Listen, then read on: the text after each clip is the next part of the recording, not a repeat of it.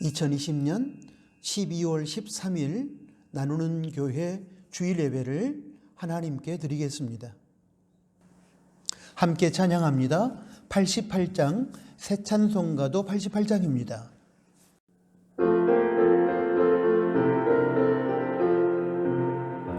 내 진정 사모하는 친구가 되시는 구주 예수님은 아름다워라. 산 밑에 백화과요 빛나는 새벽 주님 영원할 길 아주 없도다. 내 맘이 아플 적에 큰 위로 되시며 나 외로울 때 좋은 친구라. 주는 저 산 밑에 백화 빛나는 새벽 이 땅 위에 비길 곳이 없도다. 내 몸의 모든 염려 이 세상 보라가 나와 항상 같이 하여 주시고 시험을 당할 때에 악마에게 겨루 즉시 물리치사 날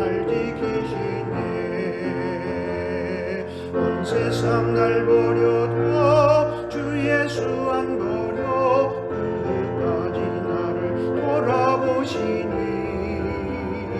주는 저 산 밑에 백화 빛나는 새벽 이 땅 위에 비길 곳이 없도다. 내 맘을 다하여서 주님을 따르고 길이 나를 사랑하리니. 불불이 두렵지 않고 장검이가 없네. 주는 높은 산성 내 방패시라. 내 영혼 먹이시는 그 은혜 누리고 나 진리 주를 뵙기 원하네. 주는 저 산 밑에 백화 빛나는 새벽 이 땅 위에 비길 곳이 없도다. 아멘. 사도신경으로 신앙 고백 드립니다.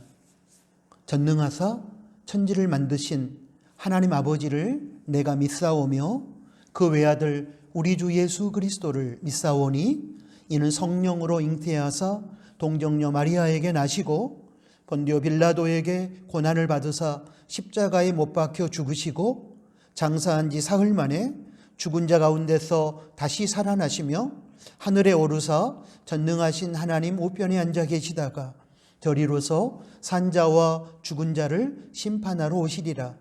성령을 믿사오며 거룩한 공예와 성도가 서로 교통하는 것과 죄를 사하여 주시는 것과 몸이 다시 사는 것과 영원히 사는 것을 믿사옵나이다. 아멘. 예배를 위해서 기도하겠습니다. 하나님 아버지, 12월의 시간들 속에서 저희와 동행하고 계시는 하나님을 찬양합니다. 하나님의 은혜로 2020년을 시작했고 마지막 달 12월을 살고 있습니다. 2020년을 시작하게 하신 하나님께서 마무리도 잘할 수 있도록 도와주시고 12월 한 달도 하나님께 영광을 돌리는 날들로 채워지도록 도와주시기를 원합니다. 이 시간 저희 예배를 받아주시고 저희를 새롭게 하여 주시기를 원합니다.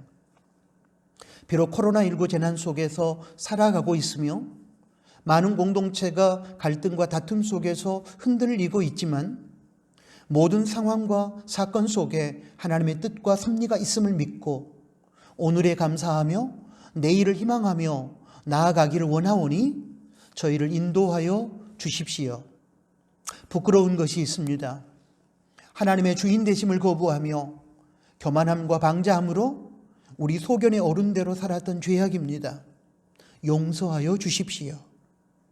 하나님 아버지, 지금 코로나19 확진자가 전국적으로 계속 급증하고 있습니다. 이 재난을 통하여 저희의 죄악을 깨닫게 하여 주시고 올바른 신앙과 삶의 자리를 회복하는 기회가 되게 하여 주십시오. 그리고 저희를 불쌍히 여기시고 코로나19 재앙을 극복할 수 있도록 도와주시되 안전한 코로나19 백신과 치료제가 개발되어 접종될 때에 어떤 부작용과 후유증도 발생하지 않도록 해 주시기를 원합니다. 또한 힘들고 어려운 방역의 최일선에서 섬기고 있는 봉사자들의 건강과 안전과 생명을 지켜주십시오. 무엇보다도 하나님의 긍휼이 필요하오니 고통과 절망 중에 빠져 있는 이 땅의 백성들을 하나님의 은혜로 일어서게 하여 주시기를 소원합니다. 하나님 아버지, 저희 나누는 가족들의 12월이 복되기 원합니다. 저희의 구세주와 주인으로 오신 예수님을 합당하게 맞이하게 해주시고 힘든 현실 속에서 살아가는 사람들에게 예수님의 사랑을 전하고 나누는 그리스도의 향기가 되게 하여 주십시오. 나누는 가족들이 사랑의 성탄 선물 박스 운동에 자원하여 기쁨으로 참여하게 해주시고 그로 인하여 작은 이웃들이 예수님 사랑의 세계를 경험하게 하여 주십시오. 2020년 한 해를 결산하는 12월에 아쉬움과 후회가 남지 않도록 주님 뜻 안에서 최선을 다하는 저희 나누는 가족들이 되게 하여 주시기를 또한 원합니다. 지난 12월 3일 목요일에 대학 수학 능력 시험을 하나님의 은혜 가운데 무사히 마쳤습니다. 감사합니다. 이제 저희 나누는 교회 고3 학생들의 수능 이후의 삶을 주관하여 주셔서 하나님의 선한 뜻 안에서 좋은 결과를 얻어 진학을 하고 진로를 열어가게 하여 주시기를 부탁합니다.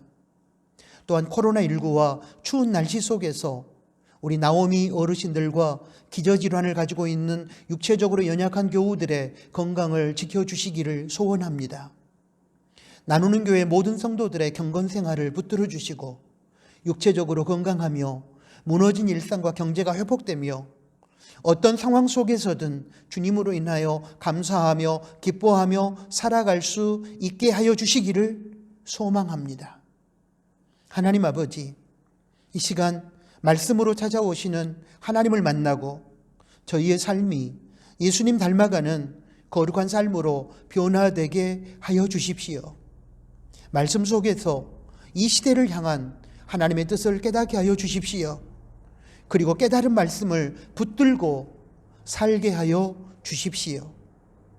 예배의 모든 순서 가운데 임하시는 하나님을 만나고 그 하나님을 찬양하는 저희가 되게 하여 주십시오. 예수님의 이름으로 기도합니다. 아멘.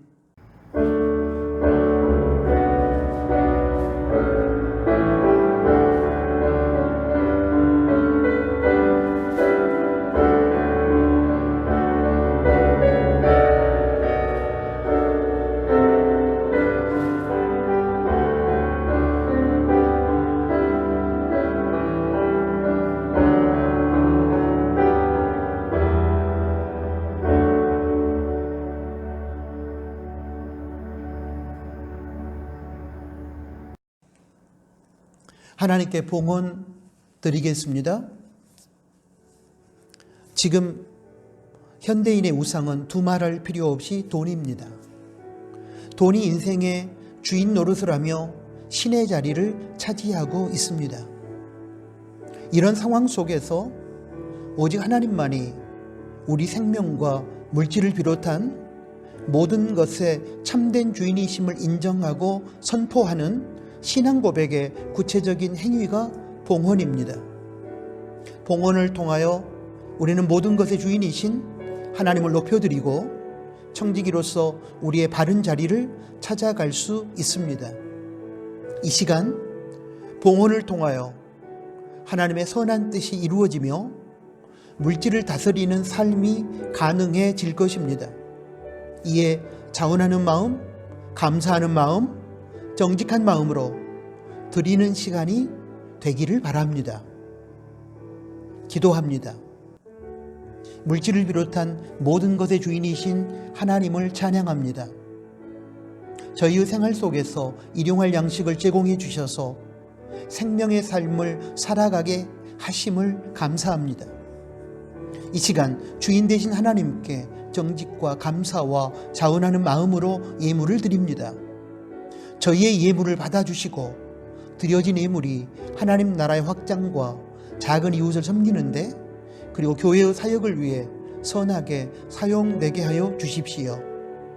청지기 마음을 가지고 봉헌하는 나누는 가족들이 물질의 시험에 빠지지 않고 자족하고 감사하고 누리며 베풀고 나누는 삶을 살아가게 해 주십시오. 예수님의 이름으로 축복하며 기도합니다. 아멘. 코이노니아 시간입니다. 함께 예배드리는 가족들에게 샬롬으로 인사하겠습니다. 샬롬, 주님의 평화가 우리 각자의 심령 가운데, 우리 서로의 관계 가운데 임하기를 소원합니다. 12월은 성탄과 이웃사랑과 결산의 달입니다. 이러한 12월에 부합한 삶으로 하나님께 영광 돌리시기를 바랍니다. 순천지 사회적 거리두기 2단계 상황에서 전국적으로 확진자가 급증하고 있습니다. 예방수칙을 더욱 철저하게 지켜주시기를 부탁합니다. 영적으로 어둡고 타락한 시대입니다. 가정경건생활, 개인경건생활, 나눔터 경건생활에 최선을 다해 주시기를 바랍니다. 성경 읽기는 12월 11일 금요일까지 출애굽기가 끝나고 12월 12일 토요일부터 레위기가 시작되었습니다. 성경 속에 계시된 하나님을 만날 수 있기를 바랍니다. 주보 새벽 무릎란에 주중 기도 제목을 올리고 있습니다. 보시고 공동체와 서로를 위해 도구 기도해 주십시오. 오늘 주일과 20일 주일 세례교인 헌금을 드리겠습니다. 대면 예배를 드리신 분은 봉헌의 시간에, 비대면 예배를 드리신 분은 나누는 교회 계좌로 송금하시면 됩니다.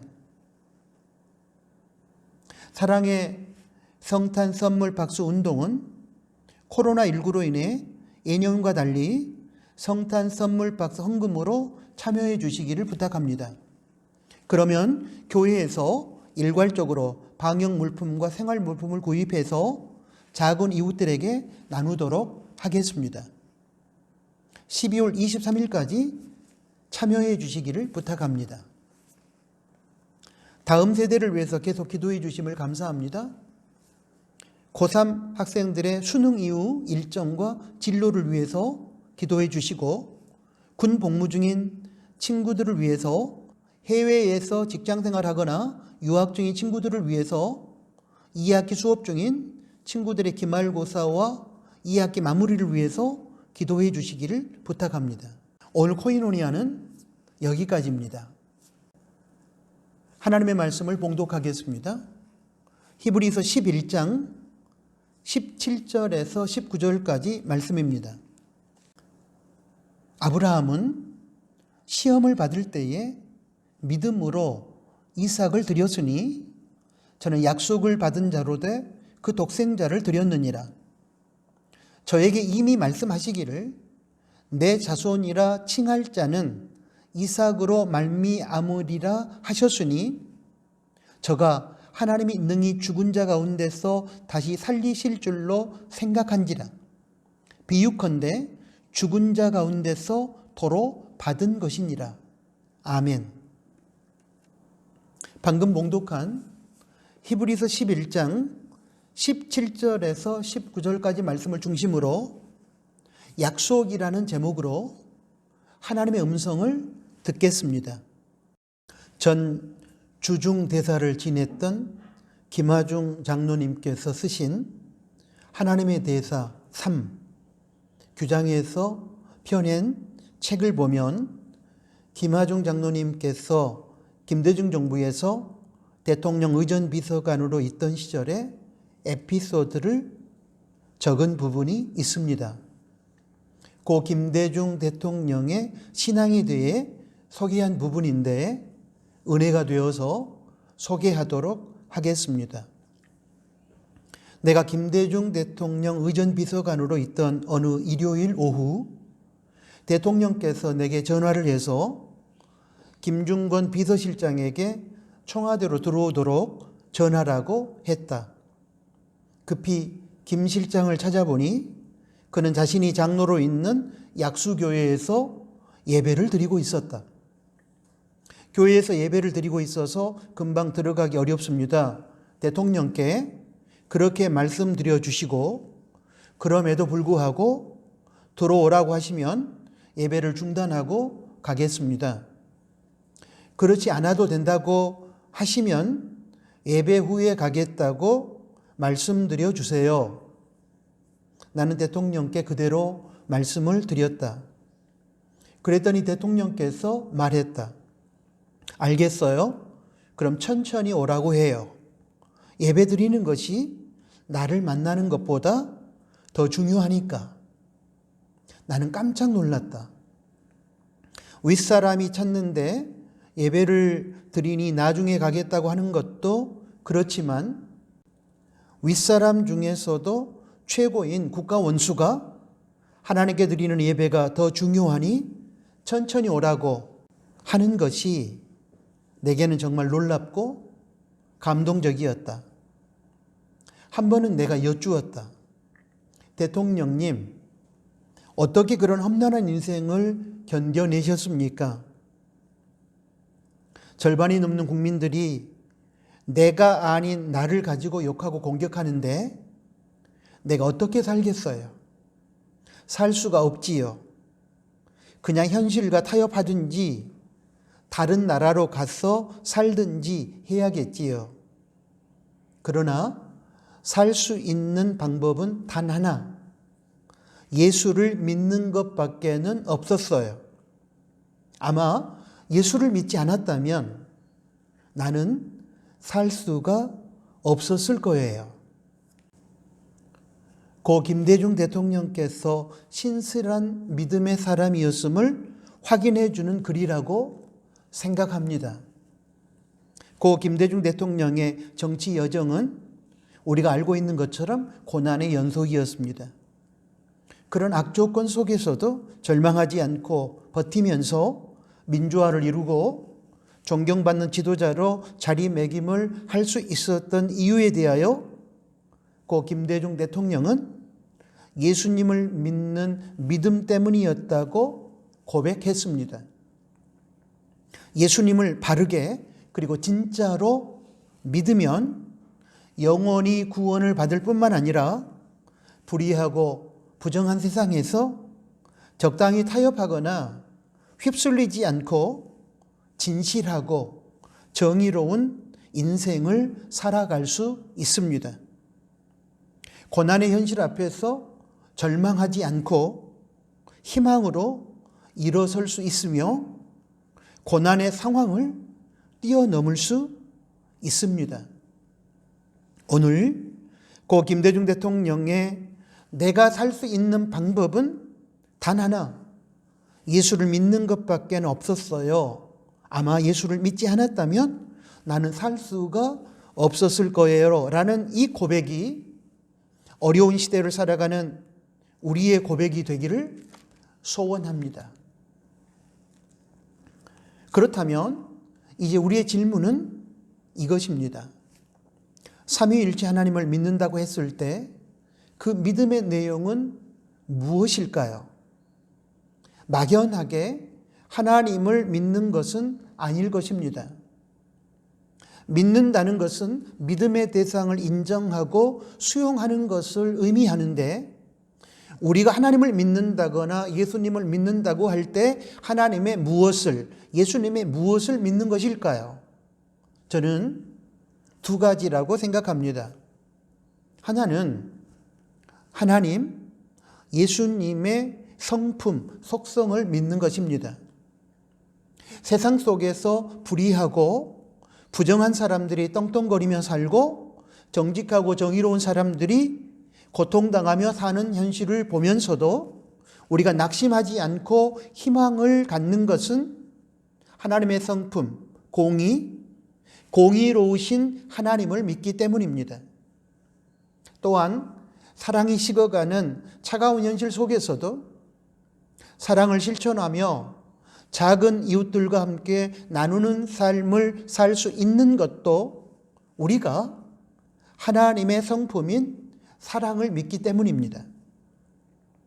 거짓된 세상에서 진실을 추구하며 살아가는 것도 우리가 진실하신 하나님을 믿기 때문이며, 눈 감고 아웅하는 불성실한 사회 속에서 우리가 성실하게 살아가야 하는 것도 신실하신, 성실하신 하나님을 믿기 때문입니다. 이처럼 우리가 하나님을 믿는다는 것은 하나님의 성품, 하나님의 속성을 믿는 것입니다. 영으로 존재하시는 하나님을 믿는다는 것은 하나님의 성품을 믿는다는 뜻이며, 영으로 존재하시는 하나님의 형상을 담는다는 것은 하나님의 성품을 닮아간다는 뜻입니다. 다른 하나는 하나님 또 예수님의 약속을 믿는 것입니다. 저는 약속이라는 단어가 굉장히 중요하다고 생각합니다. 특별히 여러 관계를 이어주는 가장 아름다운 단어 중에 하나가 바로 약속이라고 저는 생각합니다. 하나님과 인간, 인간과 인간, 인간과 자연의 관계는 약속에 의해서 이루어지고 약속에 의해서 유지됩니다. 그래서 우리 하나님의 별명 중에 하나가 약속의 하나님, 언약의 하나님이십니다. 창세기 22장을 보면 하나님의 이해할 수 없는 명령과 그 이해할 수 없는 명령에 순종하는 아브라함이 소개되어 있습니다.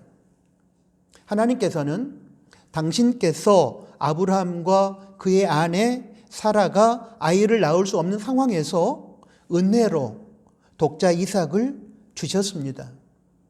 그리고 당신께서 은혜로 주신 독자 이삭을 모리아 산으로 데리고 가서 이제는 죽여서 제물로 바치라고 명령하십니다. 그런데 더욱 놀라운 사실은 이러한 말도 안 되는 명령 앞에서 아브라함이 순종했다는 것입니다. 물론 이 명령은 하나님께서 아브라함의 믿음을 시험하시려고, 테스트하시려고 주신 것이었기에 아브라함이 이삭을 죽이기 직전에 하나님께서는 그 명령을 취소하시고 대신에 숲을 속에 하나님께서 미리 준비한 여호와 일에 수양을 잡아 제물로 바치도록 했습니다. 그러나 독자 이삭을 바치라는 명령을 받았을 때 아브라함은 이렇게 자세한 하나님의 계획을 몰랐었습니다. 그럼에도 불구하고 아브라함은 순종했습니다. 그래서 아브라함의 믿음이 대단하다는 것입니다. 아브라함이 독자 이삭을 제물로 바치라고 한 하나님의 명령에 순종하기 어려웠을 것이라고 추측할 수 있는 것은 그 하나님의 명령이 하나님의 성품에 어긋나기 때문입니다. 사람을 제물로 바치는 인신공양은 고대 근동지역 우상숭배 종교인 몰렉 종교에서 성행했던 것으로 하나님께서 가증히 여기셨던 악한 행위였습니다. 이런 점에서 보면 이삭을 제물로 바치는 것은 사랑이라는 하나님의 성품에 반하는 것이 분명합니다. 그런데 하나님께서는 당신의 성품인 사랑에 반하는 사람을 죽여 제물로 바치라는 믿을 수 없는 명령을 아브라함에게 내렸습니다. 그리고 아브라함은 하나님의 성품에 반하는 말도 안 되는 명령에 순종합니다. 이런 점에서 아브라함의 순종은 방금 앞에서 소개한 하나님의 성품에 대한 믿음에서 기인하는 것은 아니었을 것입니다. 그렇다면 아브라함은 이러한 하나님의 성품에 반하는 명령 앞에서 어떻게 순종할 수 있었을까요? 여기에 대한 해답을 찾는 것이 오늘 설교의 주제입니다. 저는 그 해답이 오늘 설교 본문인 히브리서 11장 17절에서 19절 말씀에 담겨 있다고 생각합니다. 히브리서 11장 말씀은 창세기 22장에 소개된 아브라함이 독자 이삭을 하나님 명령에 순종하여 제물로 바친 사건에 대한 주석, 해석입니다. 먼저 히브리서 11장 17절을 보겠습니다. 아브라함은 시험, 테스트를 받을 때에 믿음으로 이삭을 드렸으니, 아브라함이 독자 이삭을 제물로 바치라는 하나님의 이해할 수 없는 명령 앞에서 믿음으로 순종했다는 말씀입니다. 그런데 이 순종은 앞에서도 얘기했던 것처럼 하나님의 성품을 믿었기에, 하나님의 성품을 신뢰했기에 가능한 것이 아니었습니다. 앞에서도 언급했지만 사람의 생명을 죽여 제물로 바치라는 하나님의 명령은 하나님의 성품인 사랑에 반하는 것입니다. 물론 이 경우에도 하나님의 명령이기 때문에 순종해야 하는 것은 당연하지만 신실한 아브라함에게 있어서도 이 명령은 순종하기가 쉽지 않았을 것입니다. 그런데 결국 아브라함은 순종합니다. 그렇다면 아브라함이 도저히 이해할 수도 없고 하나님의 성품에 반하는 명령임에도 불구하고 순종할 수 있었던 근거는 무엇이었을까요? 이어지는 히브리서 11장 18절과 19절을 보겠습니다. 먼저 18절입니다. 저에게 이미 말씀하시기를 내 자손이라 칭할 자는 이삭으로 말미암으리라 하셨으니, 무슨 뜻입니까? 하나님께서 아브라함에게 약속하신 것이 하나 있는데 그것은 아브라함의 가문이 서자 이스마엘이 아니라 적자 이삭으로 인하여 이어질 것이라는 의미를 담고 있는 약속의 말씀입니다. 이삭이 자라서 결혼을 하고 이삭에게서 자식이 태어나고 그렇게 해서 아브라함의 가문이 이어지도록 하겠다는 것이 하나님의 뜻이었고, 그러한 뜻을 담아 하나님은 아브라함에게 너의 자손이라 칭할 자는 이삭으로 말미암음이리라 라고 약속하신 것입니다. 그런데 여기에서 아브라함이 생각하기에 이상한 점이 하나 있었습니다.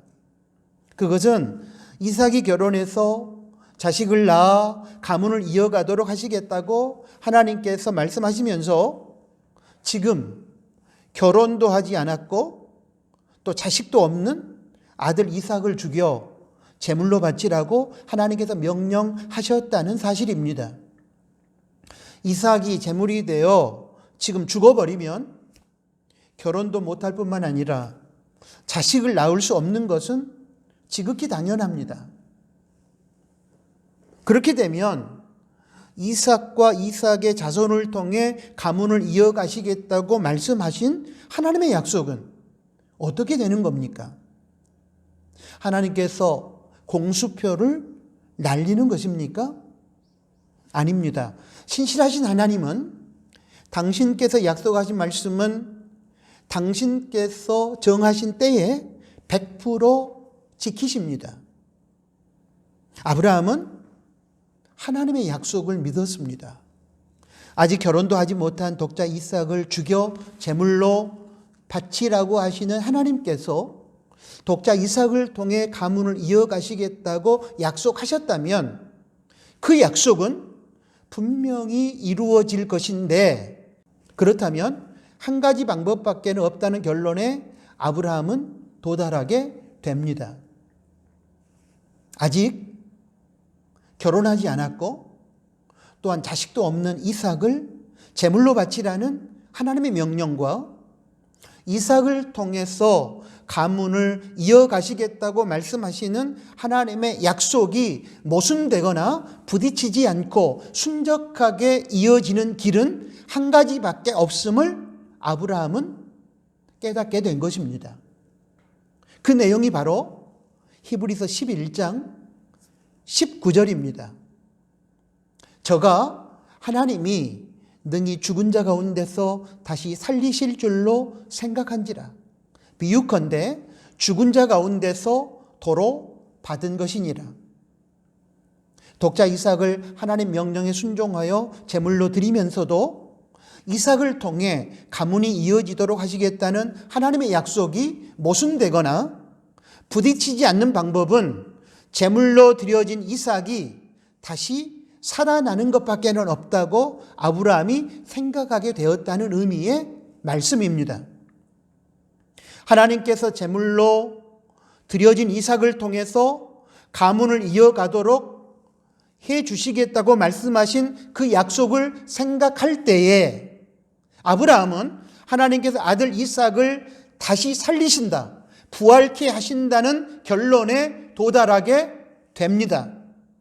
그리고 이러한 결론에 도달하게 되자 아브라함은 순종할 수 있었습니다. 이 사실을 히브리서는 11장 17절에서 19절 말씀에서 밝히고 있는 것입니다. 그러므로 도저히 받아들일 수 없는 하나님의 명령에 대한 아브라함의 순종은 아브라함이 하나님의 약속의 말씀을 믿고 붙들었기 때문에 가능한 것이었습니다. 그렇습니다. 하나님은 우리가 하나님 말씀 앞에서 하나님의 성품을 신뢰하고 믿음으로 순종하기를 원하십니다. 그러나 동시에 우리가 연약함으로 인하여 하나님 명령에 순종하지 못할 수 있음을 아시고 우리로 하여금 하나님 말씀에 순종하여 복된 인생을 살도록 하기 위하여 약속의 말씀을 주시고 우리가 그 약속의 말씀을 믿고 순종하기를 원하십니다. 이러한 주제를 담고 있는 성경의 내용을 하나 더 소개하겠습니다. 창세기 12장 1절에서 4절 말씀입니다. 창세기 12장 1절에서 하나님은 아브라함에게 이렇게 명령하십니다. 여호와께서 아브라함에게 이르시되 너는 본토 친척 아비집을 떠나 내가 너에게 지시할 땅으로 가라. 이 명령은 아브라함에게 있어서 순종하기 쉬운 명령이 아니었습니다. 하나님께서 아브라함에게 고향인 갈대아 우르를 떠나 이곳 하란으로 이사 오게 하셔서 아브라함은 지금 여기 하란에서 자리를 잡고 다양한 인간관계를 맺고 있습니다. 그런데 하나님께서 뚱딴지처럼 모든 안정된 기득권을 버리고 인간관계를 다 끊고 당신께서 지시하신 땅으로 이사하라는 것입니다. 안정되고 익숙한 지역을 떠나 미지의 세계로 간다는 것은 우리의 경험에서도 알 수 있는 것처럼 불안하고 두려운 일입니다. 그럼에도 불구하고 아브라함은 하나님의 명령에 순종합니다. 그런데 아브라함이 순종하고 떠난 것은 창세기 12장 4절입니다. 이에 아브라함이 여호와의 말씀을 쫓아갔고 하나님께서 명령하신 것은 12장 1절이고 아브라함이 이에 순종하여 떠난 것은 12장 4절입니다. 그렇다면 12장 1절과 12장 4절 사이의 말씀인 창세기 12장 2절과 3절은 무슨 내용일까요? 저는 이 내용이 있었기에 아브라함이 쉽지 않은 하나님의 명령에 순종할 수 있었다고 생각합니다. 창세기 12장 2절에서 3절 말씀을 보겠습니다. 먼저 2절입니다. 내가 너로 큰 민족을 이루고 내게 복을 주어 내 이름을 창대케 하리니 너는 복의 근원이 될지라. 3절 말씀입니다. 너를 축복하는 자에게는 내가 복을 내리고 너를 저주하는 자에게는 내가 저주하리니 땅의 모든 족속이 너를 인하여 복을 얻을 것이니라 하신지라. 무슨 내용입니까? 아브라함아, 네가 내 말에 순종하여 내가 너에게 지시할 땅으로 가면 내가 거기에서 너로 큰 민족을 이루게 해줄 것이고 너의 이름을 창대케 해줄 것이며 너를 복의 통로로 삼아 주겠다. 그리고 두려워하지 말 것은 너를 축복하는 자에게 내가 복을 주며 너를 저주하는 자에게 내가 저주함으로 너를 지키고 보호해 줄 것이기 때문이다. 이런 하나님의 약속을 담은 말씀입니다. 이러한 약속의 말씀, 이러한 약속의 비전이 있었기에 아브라함은 쉽지 않는 하나님의 명령에 이 약속을 믿고 순종할 수 있었던 것입니다. 이렇듯 하나님의 성품과 하나님의 약속의 말씀을 믿고 신뢰함으로 우리는 하나님의 명령에 순종할 수 있고 어렵고 힘든 세상에서 절망하거나 또는 세상에 동화되지 않고 승리할 수 있는 것입니다. 우리가 믿음으로 구원받는다고 했을 때도 정확하게 말하면 예수님의 약속의 말씀을 믿음으로 구원받는 것입니다. 지구촌 교회 원로이신 이동원 목사님의 예화를 읽은 적이 있는데 거기 보면 결국 예수님의 약속의 말씀을 믿음으로 구원에 이르는 것임을 알 수 있습니다. 한번 읽어드리겠습니다. 여러 해 전 제가 수원에서 살 때의 일입니다. 저를 너무나 사랑해 주셨던 나이 많으신 권사님이 병원에 입원하셨습니다. 저는 그분이 아무래도 오래 사시지 못할 것 같아 구원을 받으셨는지 확인하기 위해서 병원을 방문하였습니다. 물론 이분은 평생 동안 교회에 출석하신 권사님이셨지만 제 마음에 이 사실을 확인하지 않고는 견딜 수 없는 무언가가 있었습니다. 그래서 저는 권사님과 여러 가지 이야기를 나누는 도중 이런 질문을 던졌습니다. 권사님, 이 세상을 떠나신다면 하나님 앞에 서실 확신이 있으십니까? 그런데 뜻밖에도 권사님은 확신이라니요, 목사님, 전 자신 없어요 라고 하는 것이었습니다. 저는 권사님에게 요한복음 3장 16절을 암송해 보라고 했습니다.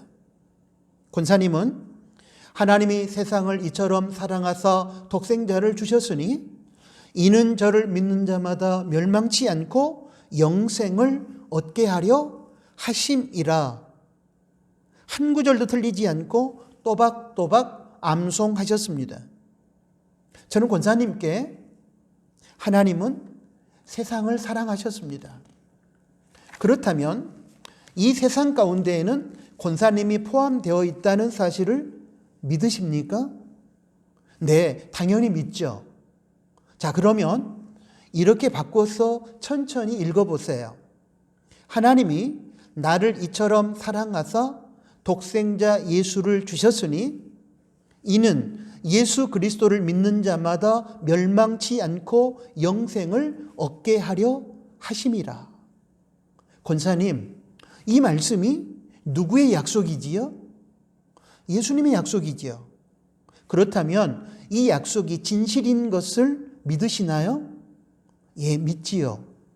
그러면 이 약속처럼 권사님이 진심으로 예수님을 신뢰하신다면 멸망치 않고 어떻게 될까요? 여기까지 대화하다가 갑자기 권사님이 이렇게 외쳤습니다. 영생을 멸망치 않네요? 그렇다면 저는 천국 가는 거죠? 하나님이 세상을 이처럼 사랑하사 독생자를 주셨으니 이는 저를 믿는 자마다 멸망치 않고 영생을 얻게 하려 하심이니라. 요한복음 3장 16절. 권사님이 예수님을 믿고 구원받을 수 있는 것은 예수님께서 말씀하신 약속의 말씀, 나를 믿으면 멸망치 않고 영생을 얻을 수 있다라고 하는, 얻는다라고 하는 이 예수님의 약속의 말씀을 믿기 때문에 구원을 받은 것입니다. 그런가 하면 이 세상을 살아가는 동안에 찾아오는 고난의 현실 앞에서 굴복하지 않고 승리할 수 있는 비결 또한 약속의 말씀을 신뢰하는 것입니다. 생명의 삶 플러스 2009년 12월호에서 철로 역정 내용 중에 한 부분을 읽은 적이 있습니다. 약속의 소중함에 대하여, 약속의 능력에 대하여 적은 내용이었습니다. 한번 들려드리겠습니다. 순례 중인 크리스찬과 소망은 지금 걷고 있는 길보다 수월해 보이는 다른 길로 가기로 했습니다. 그런데 그 길은 천국이 아니라 의심의 성에서 사는 절망이라는 거인의 영지로 향해 있었습니다. 이 거인은 자신의 영지에 침입했다면서 그들을 붙잡았습니다. 결국 그들은 지하 감옥에 갇히고 말았습니다. 절망이라는 거인은 이들을 마구 몽둥이로 두들겨 패면서 살아서 나갈 방법이 없으니 차라리 자살을 하는 편이 낫다고 조롱했습니다. 이들이 말을 듣지 않자 실패한 수많은 사람의 시체를 보여주며 자살을 부추기까지 했습니다. 시간이 흐를수록 절망의 말이 크리스찬의 마음을 짓누르며 괴롭혔습니다. 그때 소망은 크리스찬에게 전에 경험했던 승리들을 일깨워 주었습니다. 그들은 함께 기도하기 시작했습니다. 날이 새려고 할 때 크리스찬은 자신에게 어떠한 닫힌 문도 열 수 있는 열쇠가 있다는 사실을 깨달았습니다. 이런 바보 같으니 자유롭게 걸어갈 수 있는데도 이렇게 더러운 지하 감옥에 드러누워 있다니, 내 품속에 열쇠가 있는데 이 열쇠는 절망의 성 안에 있는 그 어떤 자물통도 열 수가 있어. 옆에 있던 소망이 그거 참 좋은 소식입니다. 어서 그 열쇠를 꺼내 문을 열어봅시다 라고 말했습니다. 그들은 그 열쇠로 감옥의 자물통을 열고 나와 자유의 몸이 되었습니다. 그 열쇠의 이름은 바로 약속이었습니다. 맞습니다. 우리가 처한 상황이 아무리 절망적이어도 그에 대한 하나님의 약속을 붙들 수만 있다면 우리는 헤쳐나갈 수 있습니다. 하나님의 약속을 붙들고 기도하면서 인내하고 하나님의 때를 기다리면 하나님의 때에 분명히 승리의 기쁨을 누리게 될 것입니다. 이런 의미에서 하나님의 약속은 절망의 감옥으로부터 탈출케 하는 열쇠라고 소개한 철로 역정의 내용은 어렵고 힘든 고난의 시대를 살아가는 이 땅의 교회와 성도들에게 도전을 던져줍니다. 하나님의 약속은 희망이며 능력입니다. 하나님의 약속은 어려운 현실 가운데서도 죽지 않고 버티게 만들어주는 힘이며 일어서게 하는 원동력입니다. 하나님의 약속을 붙들게 되면 어두운 절망 속에서도 밝은 희망을 노래할 수 있습니다. 넘어졌을지라도 다시 일어날 수 있습니다. 막막한 미로 속에서도 길을 찾을 수 있습니다. 주 70년 예루살렘이 로마의 티토 장군에 의해 멸망하던 당시 2명의 랍비가 폐허가 된 예루살렘을 걷고 있었습니다. 참담한 광경에 두 랍비의 마음은 착잡하기만 하였습니다. 그런데 한 랍비는 울었고 한 랍비는 웃었습니다. 울던 랍비가 웃는 랍비에게 물었습니다. 자네는 우리의 거룩한 예루살렘이 폐허가 되었는데 어찌 웃을 수가 있는가? 웃던 랍비가 되물었습니다. 내가 오히려 자네가 왜 우는지 묻고 싶네. 자네는 왜 우는가? 울던 랍비가 대답했습니다. 예루살렘과 하나님의 성전이 이렇게 처참하게 무너졌네. 이제 다시 볼 수 없지 않은가? 하나님의 무서운 심판을 보며 어떻게 울지 않을 수가 있단 말인가? 웃던 랍비가 말했습니다. 나도 하나님의 심판이 얼마나 확실하고 또 무서운지를 보고 있네. 그러나 나는 이로 인하여 하나님의 약속이 참되심을 또한 보네. 하나님께서는 예루살렘 성을 멸망시키겠다고 하셨고 그렇게 하셨네. 그런데 하나님께서는 이 예루살렘을 재건하시겠다고도 하셨네. 나는 그 말씀을 믿지.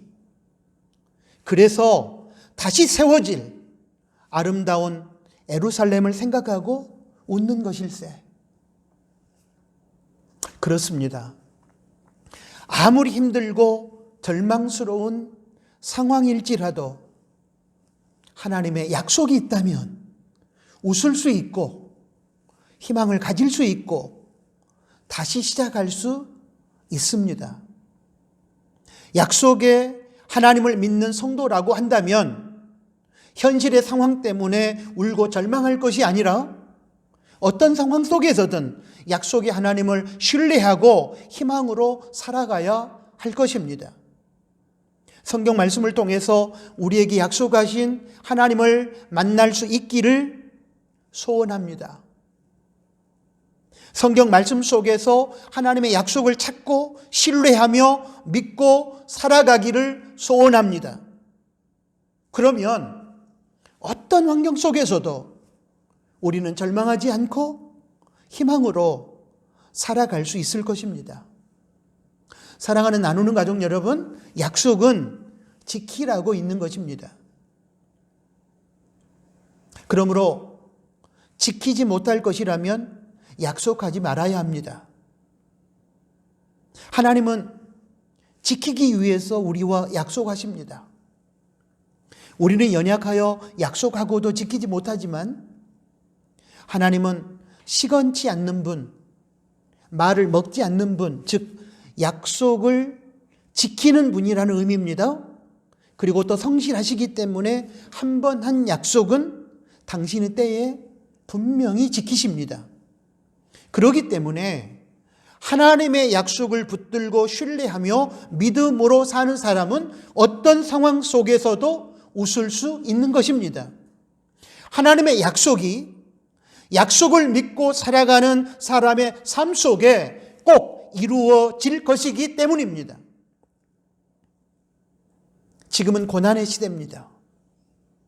고난의 시대를 살아가면서 힘들고 어렵지 않는 사람은 없습니다. 그렇다고 성도의 정체성을 버리고 세상 따라가는 삶을 살아서는 안 될 것입니다. 낙심하고 절망하며 무너져서도 안 될 것입니다. 길이 있습니다. 우리에게 약속하신 하나님을 믿고 붙들면 됩니다. 하나님의 약속은 절망의 감옥을 열어주는 희망의 열쇠이며 두려움의 어두움을 밝혀주는 용기의 빛이기 때문입니다. 약속은 참으로 소중합니다. 그 중에서도 하나님의 약속은 가장 소중합니다. 고난의 시대를 살아가는 교회와 성도에게 절대적으로 필요한 분은 약속의 하나님이시며 우리가 붙들어야 할 것은 하나님의 약속의 말씀입니다. 사랑하는 나누는 가족 여러분, 그러므로 기억해 주십시오. 하나님의 약속이 저와 여러분의 인생의 열쇠입니다. 아멘. 하나님 아버지, 고난의 시대를 살아가며 두려워하며 걱정하는 저희들에게 귀한 말씀을 주셔서 감사합니다.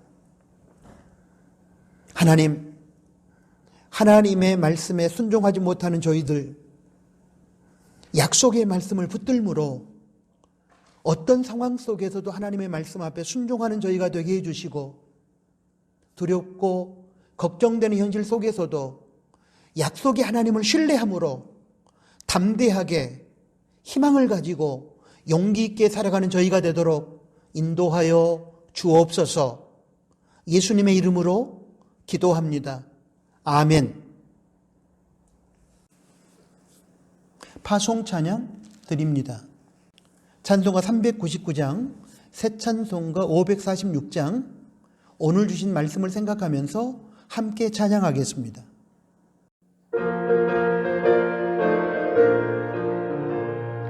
주의 약속하신 말씀 위에서 영원토록 주를 찬송하리라.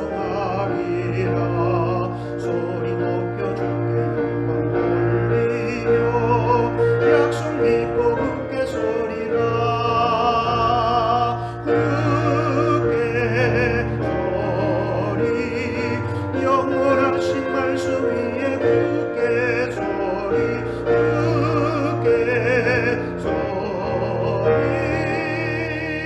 그 말씀 위에 굳게 서리라. 주의 약속하신 말씀 위에서 세상 염려내게 홍수할 때에 말씀으로 힘써 싸워 이기며 약속 믿고 굳게 서리라. 굳게 서리 영원하신 말씀 위에 굳게 서리. 굳게 서리 그 말씀 위에 굳게 서리라. 주의 약속하신 말씀 위에서 영원하신 주의 사랑 힘입고 성령으로 힘써 싸워 이기며 약속 믿고 굳게 서리라. 굳게 서리 영원하신 말씀 위에 굳게 서리. 굳게 서리 그 말씀 위에 굳게 서리라. 주의 약속하신 말씀 위에서 성령 인도하는 대로 행하며 주님 품에 항상 안식 얻으며 약속 믿고 굳게 서리라. 굳게 서리 영원하신 말씀 위에 굳게 서리. 굳게 서리 그 말씀 위에 굳게 서리라.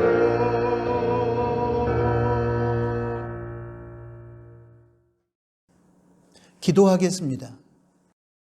이제는 우리 구주 예수 그리스도의 은혜와 하나님 아버지의 크신 사랑하심과 성령 하나님의 위로, 교통, 충만, 동행하심이 오늘 주신 하나님의 말씀을 듣고 이제부터는 약속의 하나님을 바라보고 약속의 하나님을 신뢰하고 약속의 하나님을 붙들고 어떤 상황 속에서도 주님의 말씀에 순종하며 담대한 마음으로 살아가기를 소망하는 사랑하는 나누는 교회 가족들 머리 위에 이제로부터 영원토록 항상 함께 계실지어다. 아멘.